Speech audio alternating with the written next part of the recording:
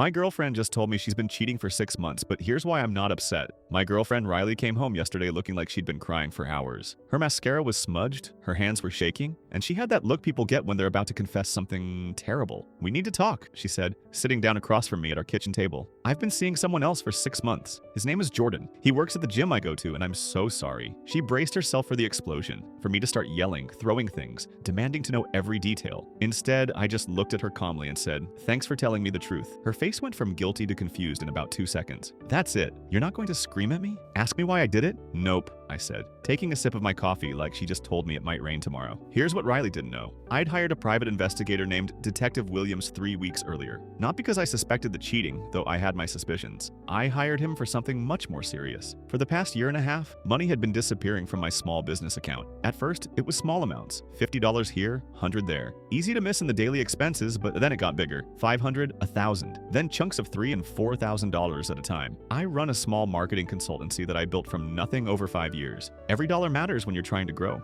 I started noticing the discrepancies about 8 months ago when my accountant mentioned our cash flow didn't match our invoicing. Riley was the only other person with access to the business account. I'd added her 2 years ago when we moved in together, thinking it would be convenient for her to handle some of the administrative stuff when I was traveling for client meetings. You know, the kind of decision you make when you trust someone completely and think you're building a life together. Looking back now, I can see how stupid that was, but hindsight's always perfect, right? The detective had been following her for 3 weeks, documenting everything. Her shopping trips that didn't match her salary, the expensive dinners she was having with Jordan while telling me she was working late, the new jewelry, the designer handbags, the sudden interest in luxury, everything. I mean, she'd always liked nice things, but this was different. This was excessive, like she was trying to impress someone. But more importantly, he'd been documenting her visits to the bank, the cash withdrawals that happened like clockwork every Tuesday and Friday, the transfers she was making to accounts I'd never seen before. Detective Williams had shown me everything 2 days ago in his office. He'd spread out probably 50 photos on his desk, like he was laying out a puzzle. "Your girlfriend's been living a double life," he'd said matter-of-factly, "and she's been funding it with your money." I remember just sitting there, staring at these pictures of Riley with this guy Jordan, laughing, holding hands, looking happier than I'd seen her in months. And all I could think about was the money, my business, the thing I'd worked so hard to build. "Actually, Riley," I said, reaching for my phone, "since we're being honest with each other, I have something to show you too." I pulled up the photo gallery Detective Williams had sent me that morning. Riley and Jordan holding hands outside a restaurant that charges $200 per person. Riley at a jewelry store paying cash for what looked like a very expensive watch. Riley at the bank clearly making a transaction at the teller window. Her face went from confused to pale white in about half a second. "How did you get these? Were you having me followed?" Her voice cracked on the last word. "Same way I found out about the $23,000 you've stolen from my business account over the past year and a half," I said, still using that same calm, conversational tone. Like we were discussing what to have for dinner. She started crying, but these weren't the guilty tears from her cheating confession. These were the terrified tears of someone who just realized they might be going to prison. Her whole body was shaking now, and she grabbed the edge of the table like she needed it to stay upright. "I can explain," she stammered. "I was going to pay it back. You needed to fund your relationship with Jordan," I finished for her. "Those expensive dinners, the gifts, the weekend trips you told me were work conferences. I have documentation of everything, Riley. Bank records, receipts, photos, timestamps." She was full-on sobbing now, mascara running down her face in thick black streams. "Please don't call the police. I'll pay it back. I'll get a loan. Here's what's going to happen," I said, sliding a folder across the table. My lawyer had prepared it yesterday after I'd shown him everything. "My lawyer prepared this confession letter and repayment agreement. You're going to transfer every single penny back to my business account by Friday." I watched her hands shake as she opened the folder. She wasn't even reading it, just staring at the papers like they were written in a foreign language. The kitchen was dead silent except for her crying and the hum of the refrigerator. Outside, I could hear someone's car alarm going off down the street. That's when I smelled smoke. Riley's eyes went wide as we both looked toward the hallway. Black smoke was pouring out from under my office door where I kept all my physical business records and backup drives. Thick, dark smoke that was already making my eyes water. "I came home early today for a reason," she whispered as flames started licking up the doorframe. For a split second, I just stared at her. At the person I thought I knew. The person I'd trusted with my business, my home, my life. And she'd just tried to burn it all down. Literally. But here's the thing. I wasn't about to let her destroy everything I'd built. I grabbed the kitchen fire extinguisher from under the sink and ran toward my office. The heat hit me like a wall when I got close, but I pulled the the pin and aimed at the base of the flames just like you're supposed to. Riley just stood there in the kitchen doorway, frozen,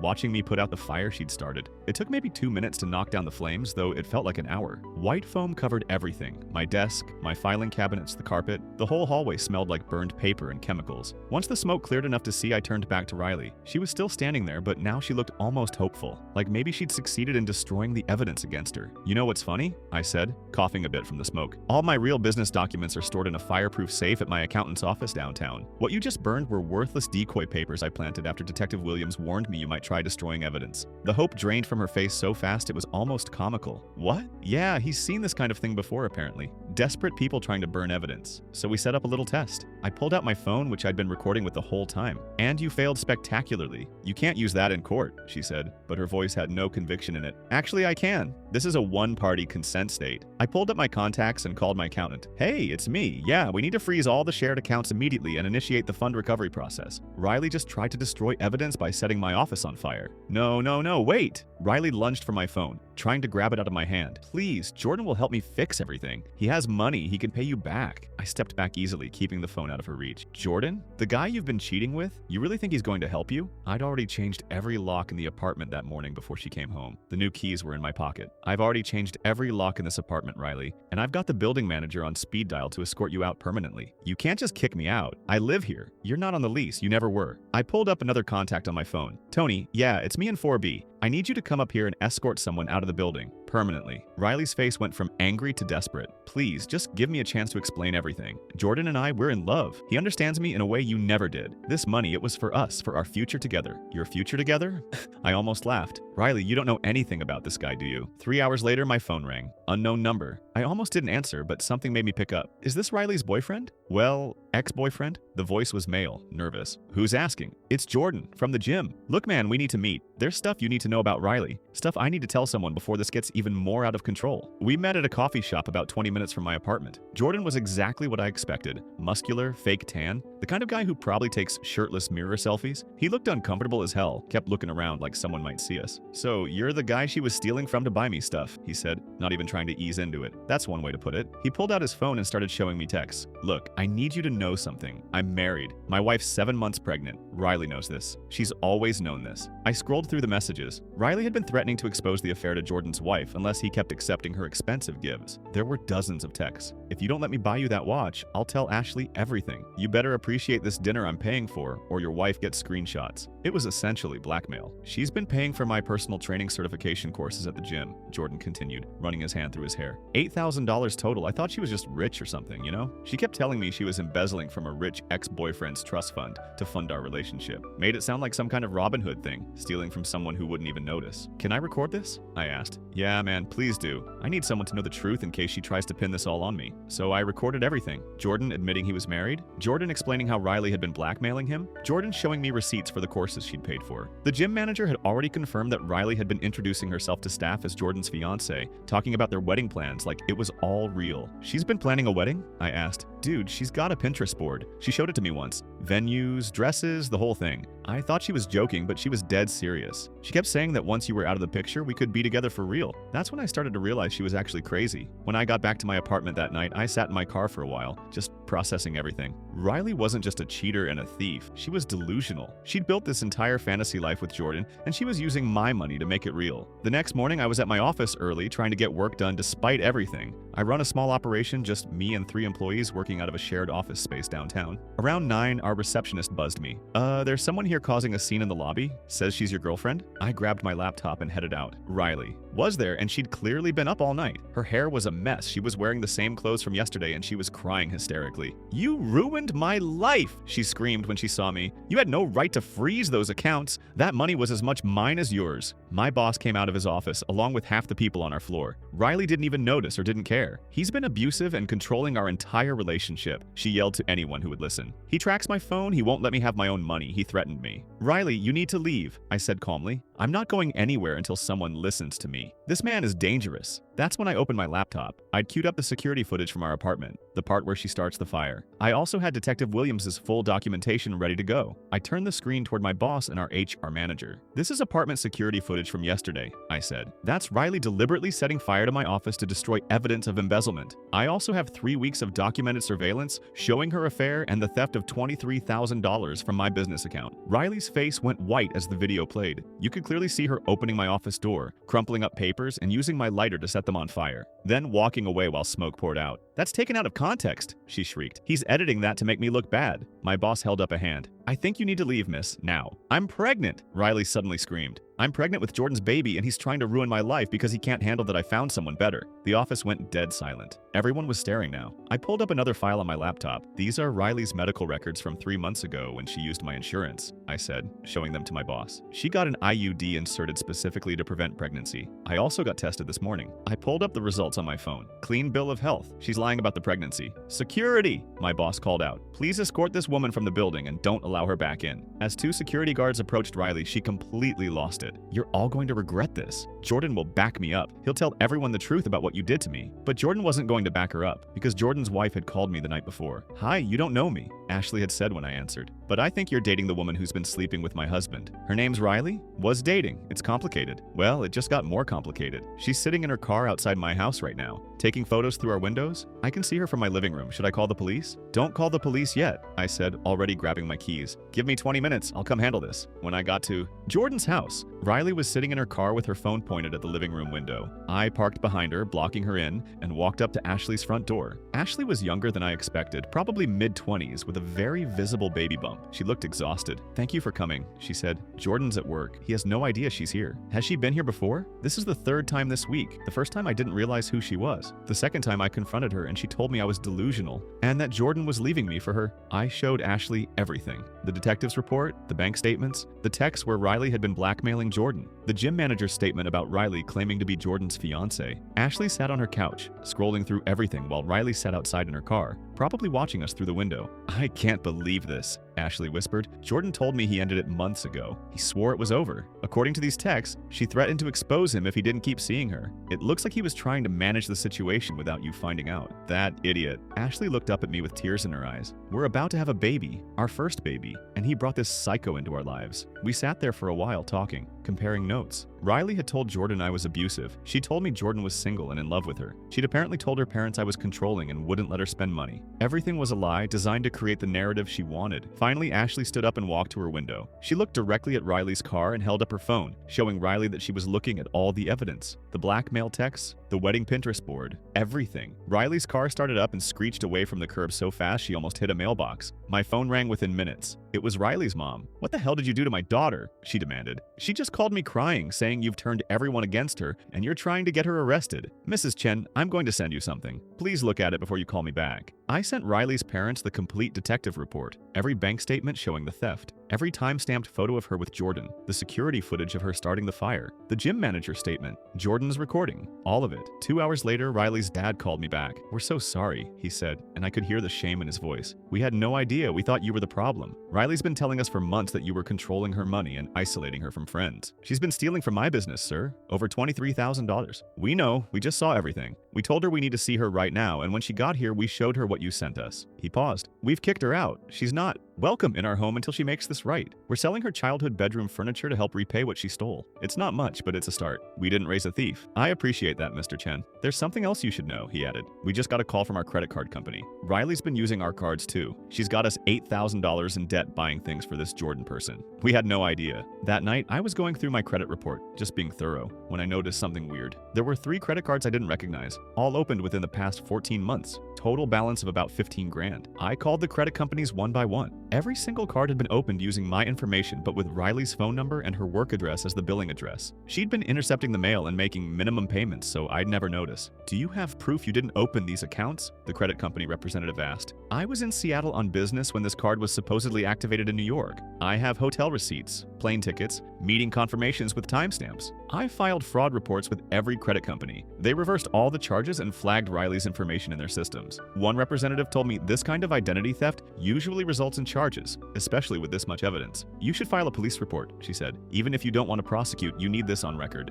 Around 2 in the morning, my new security system started blaring. The app on my phone showed Riley trying to get into the apartment using her old keys. When that didn't work, she started trying to force open the living room window from the fire escape. I called the building manager, Tony, who lived on the first floor. I'm on my way up, he said. I could hear him putting on shoes. Don't engage with her. Through the security camera, I watched Tony catch Riley halfway through my window. She'd actually managed to get it open and was climbing inside. This is my apartment, she was yelling. He can't just lock me out. You're not on the lease, Tony said firmly. You're trespassing. You need to leave now or I'm calling the police. I have a right to my stuff. You picked up your stuff yesterday with my supervision. There's nothing of yours left here. Now leave or I'm making that call. Riley climbed back out the window. Tony stayed there until she was back down the fire escape and off the property. Then he called me. I'm changing the building policy, he said. She's permanently banned. If she comes back, I'm calling the police immediately, no warnings. Thanks, Tony. And hey, you might want to file a restraining order. This behavior, it's only going to escalate. He was right. The next morning, I woke up to 50 missed calls from unknown numbers and hundreds of comments on my social media. Riley had created a fake account called Speaking My Truth 2024 and posted this long, detailed story about how I'd stolen her inheritance, controlled her finances throughout our relationship, and was now trying to destroy her reputation because she'd finally found the courage to leave me. The post had been shared maybe 300 times. Friends, family, coworkers, people I'd gone to college with, all of them were seeing this completely fabricated version of events. Some people were already commenting things like, I always knew there was something off about him, and men like this need to be exposed. I sat there for a minute, just reading through all the lies. Part of me wanted to just ignore it, let it blow over. But Detective Williams had prepared me for this too. If she goes public with false accusations, you need to respond immediately with facts, he told me. Don't let the false narrative set in. So I made one single post, a long one, with side-by-side comparisons. Riley's claim, he stole my inheritance and controlled my money. The truth, bank statements showing $23,000 in unauthorized withdrawals from my business account to Riley's personal accounts. Screenshot of her own confession from the recording where she admits to taking the money. Riley's claim, he isolated me from friends and family. The truth, 3 weeks of surveillance photos showing Riley meeting Jordan for expensive dinners, shopping trips, and hotel visits while telling me she was working late. Time-stamped receipts showing purchases made with my business funds. Riley's claim, he's threatening me to stay silent about his abuse. The truth, security footage of Riley deliberately setting fire to my office to destroy evidence. The video was clear as day. I tagged every single person she tried to turn against me. Then I posted it and turned off my phone. When I checked it 3 hours later, Riley's fake account was gone, deleted. But my post had been shared even more than hers had been, and the comments were very different now. Holy shit, I almost believed her. This is insane. She actually committed arson? I'm so sorry, man. I shared her post before seeing this. My phone buzzed. It was Jordan.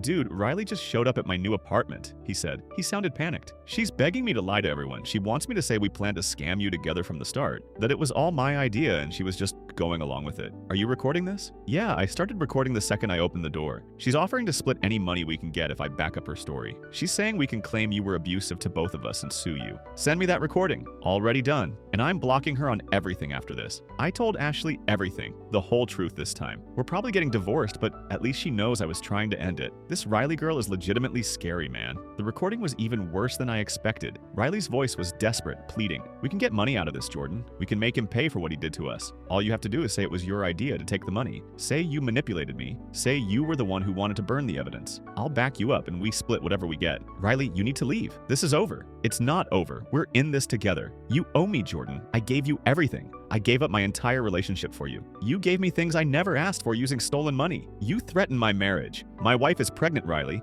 I have a kid on the way, and you keep showing up at my house. Because I love you. Don't you get that? We're supposed to be together. The recording ended with Jordan telling her to leave, or he'd call the police. I forwarded the recording to Detective Williams, to my lawyer, and to Riley's parents. A week went by. Then Riley got evicted from whatever apartment she'd been staying at. I know this because she started sending me text messages. Dozens of them. All begging, please, I made a mistake. I'll pay everything back. Just drop the charges and let me move on with my life. I lost my apartment. I have nowhere to go. My parents won't talk to me. Jordan blocked me. You've destroyed my entire life over a stupid mistake. I'm sorry, okay? I'm so sorry. Just tell me what you want me to do to fix this. I'll disappear. I'll move to another state. I'll never contact you again. Just drop everything and let me go. I screenshot every single message. Every apology that wasn't really an apology. Every manipulation attempt disguised as remorse. and I sent the entire thread to her parents, to Jordan's wife Ashley, and to Detective Williams. Riley's mom called me after seeing the messages. "She's not learning anything," Mrs. Chen said. She sounded exhausted. "She thinks she can manipulate her way out of this just like she manipulated her way into it. We're so ashamed." I understand. We've been talking to our financial advisor. We want to make this right. We can't let our daughter destroy someone's business and just walk away.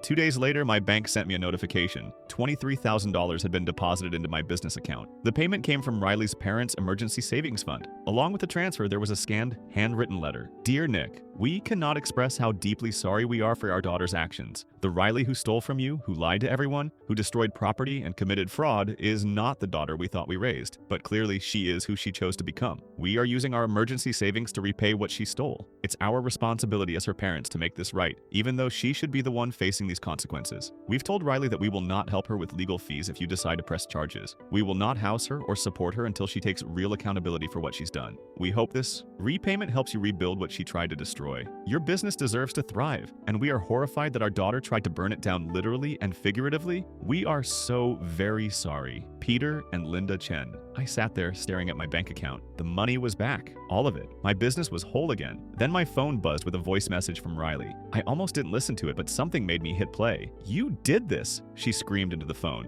"You turned my own parents against me. You made Jordan hate me. You ruined my reputation. I lost everything because of you. My apartment, my family, my future, everything. And for what? Because I made a stupid mistake? Because I fell in love with someone else? You're a vindictive asshole who couldn't just let me move on. You had to destroy my entire life over some money that you're not even going to miss. I hope you're happy. I hope you feel good about yourself, knowing you ruined someone's life over a stupid mistake. This is all your fault. You could have just let me go, but no, you had to be petty and cruel and turn everyone against me. I hate you. I hate you so much." The message ended with her sobbing. I saved it, added it to the file. Then I blocked her number on everything. I went to my laptop and started deleting every photo of Riley from the past 2 years, every text message thread, every email, every saved video, every screenshot, every memory. It took almost an hour to go through everything, but when I was done, it was like she'd never existed in my digital life. Then I walked to my kitchen, grabbed a glass from the cabinet, and poured myself 2 fingers of whiskey, the expensive stuff I'd been saving for when I landed a major client. I raised my glass to my empty apartment, to my business that had survived what should have destroyed it, to the fact that sometimes when someone shows you who they really are, you need to actually believe them and protect yourself accordingly. I took a drink and realized I felt lighter than I had in months, maybe years. The weight of wondering where the money was going, of suspecting but not knowing for sure, of living with someone who was actively betraying me every single day, all of that was finally gone. My phone stayed silent for the rest of the night, and for the first time in a long time, I actually slept well. Make sure to click on the screen to watch other stories.